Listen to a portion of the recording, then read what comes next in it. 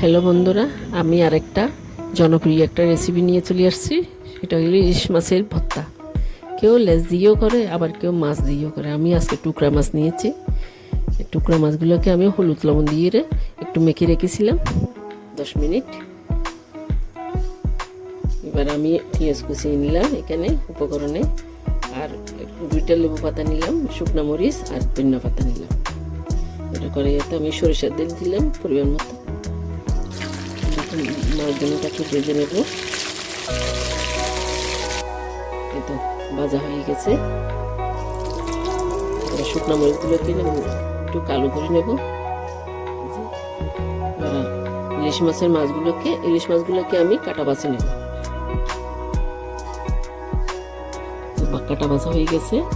এবার মরিচকে আমি লবণ দিয়ে ছটকে মেখে নেব। পেঁয়াজগুলোকে দিয়ে দিলাম। সবগুলোকে একসাথে মেখে নেব। একটু ধনিয়া পাতা দিলাম, আর লেবু পাতাগুলোকে ছোট ছোট ছোট করে কেটে কেটে দিয়েছি।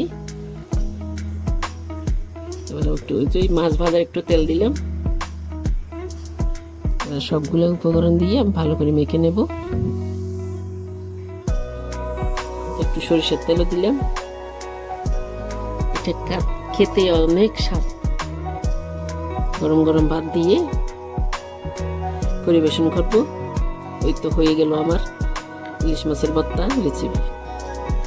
ভালো লাগলে আমাকে লাইক শেয়ার করে আমার পাশে থাকবেন।